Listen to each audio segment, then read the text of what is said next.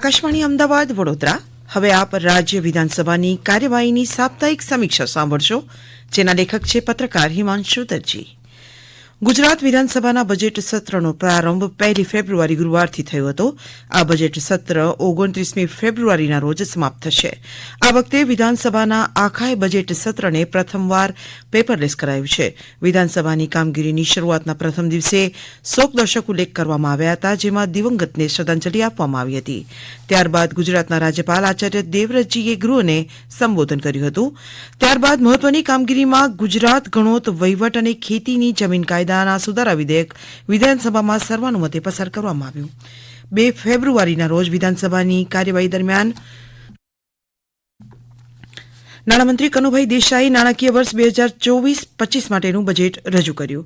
નાણામંત્રી કનુભાઈ દેસાઈએ ગુજરાતનું અત્યાર સુધીનું સૌથી મોટા કદનું એટલે કે 3,32,465 કરોડ રૂપિયાનું વર્ષ 2024-25 માટેનું બજેટ રજૂ કર્યું હતું.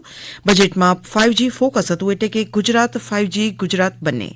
આ 5Gની કલ્પના છે ગરવી ગુજરાત, ગુણવંતુ ગુજરાત, ગ્રીન ગુજરાત, ગ્લોબલ ગુજરાત અને ગતિશીલ ગુજરાત. નાણામંત્રી કનુભાઈ દેસાઈએ ગૃહમાં બજેટની રજૂ કરતી સમયે વિવિધ જોગવાઈઓ અંગે ગુજરાતના વિકાસની વાત કરતા કહ્યું કે ગુજરાતે છેલ્લા 2 દાયકામાં સાતત્યપૂર્ણ વિકાસ કરી જીએસડીપીમાં 14.89% વિકાસ દર હાંસલ કર્યો છે, જેમાં ખાસ કરીને 4 વર્ગ ગરીબ, યુવા, અન્નદાતા, ખેડૂત અને નારી શક્તિ મહિલાના ઉત્કર્ષ પર ભાર મૂક્યો હતો. બજેટમાં પોષણ, આરોગ્ય, શિક્ષણને પ્રોત્સાહિત કરવાના હોલિસ્ટિક અભિગમ સાથે 3 નવી યોજનાઓ નમો લક્ષ્મી યોજના, નમો સરસ્વતી યોજના અને નમો શ્રી યોજના જાહેર કરી હતી. ગૃહમાં રાજ્યપાલ આચાર્ય દેવવ્રતે સંબોધન કરતા કહ્યું કે પ્રધાનમંત્રી કિસાન સન્માન નિધિ યોજના હેઠળ આજ સુધીમાં 15 હપ્તામાં કુલ રૂપિયા 15,407.82 કરોડની રકમ 64.13 લાખ લાભાર્થી ખેડૂતોના બેંક એકાઉન્ટમાં સીધી જમા કરવામાં આવી છે. ખેડૂતોને બાગાયતી પાકો માટે અદ્યતન ટેકનોલોજી પ્રદાન કરવાના હેતુથી રાજ્યમાં અમદાવાદ, જામનગર અને ખેડામાં તથા નર્મદા, પંચમહાલ અને અરવલ્લીમાં નવા સેન્ટર ઓફ એક્સલન્સ નિર્માણ પામી રહ્યા છે. ઉત્તર ગુજરાતના બનાસકાંઠા જિલ્લાના થરાદ, ધાનેરા, ડીસા, દિયોદર અને કાંકરેજ તાલુકાઓના ગામોના 2 નવી પાઇપલાઇન યોજનાઓની સૈદ્ધાંતિક મંજૂરી આપવામાં આવી છે. આ યોજનાથી 15,000 હેક્ટર કરતાં વધુ વિસ્તારને સિંચાઈનો લાભ થશે.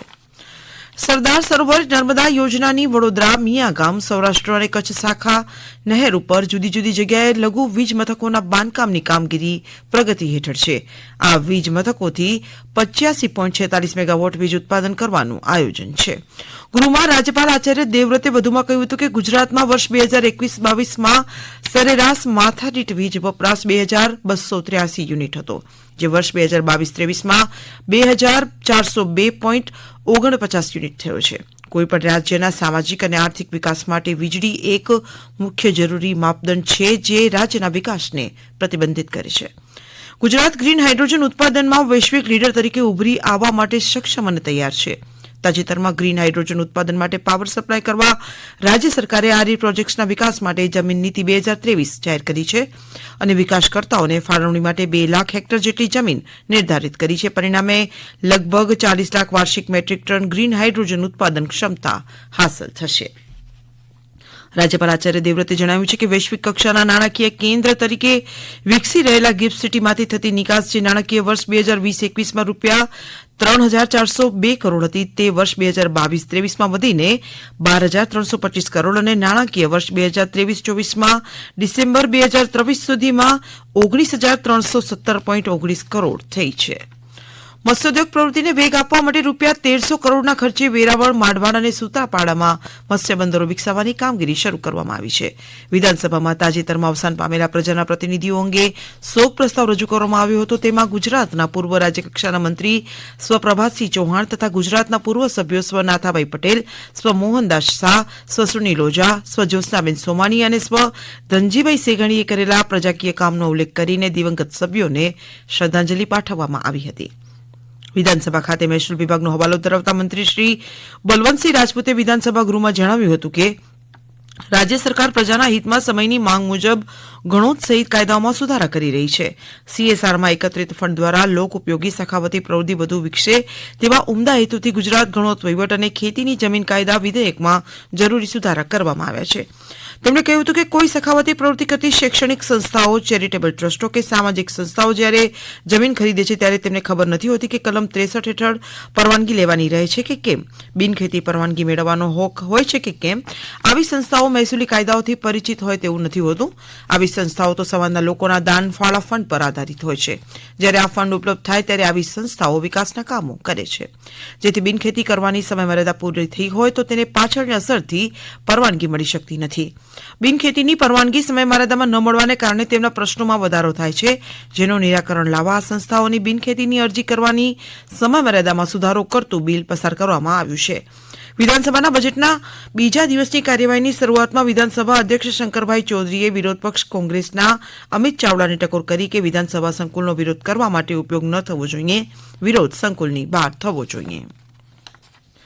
મુખ્યમંત્રી ભૂપેન્દ્ર પટેલનું સ્વપ્ન છે કે આપણો ગરીબ યુવા, અંદાતા અને નારી શક્તિને બજેટમાં પ્રાધાન્ય આપવામાં આવ્યું છે.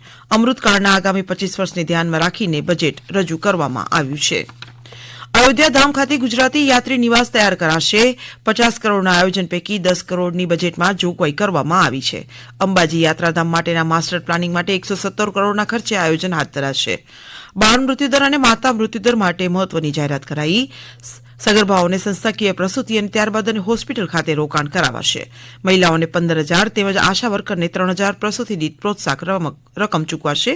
આ માટે રાજ્ય સરકારે બજેટમાં 53 કરોડની જોગવાઈ કરી છે. ગિફ્ટ સિટી અને તેની આસપાસના વિસ્તારના વિકાસ માટે બજેટમાં ખાસ જોગવાઈ કરવામાં આવી છે. રાજ્યમાં નવી ફેમિલી કોર્ટ સ્થાપવા માટે જોગવાઈ કરાઈ છે. પ્રધાનમંત્રી આવાસ યોજના માટે 1,300 કરોડની જોગવાઈ કરાઈ છે. હમણાં જ આપ સાંભળી રહ્યા હતા રાજ્ય વિધાનસભાની કાર્યવાહીની સાપ્તાહિક સમીક્ષા. પ્રસારણ આકાશવાણીના અમદાવાદ વડોદરા કેન્દ્ર પરથી કરવામાં આવ્યું.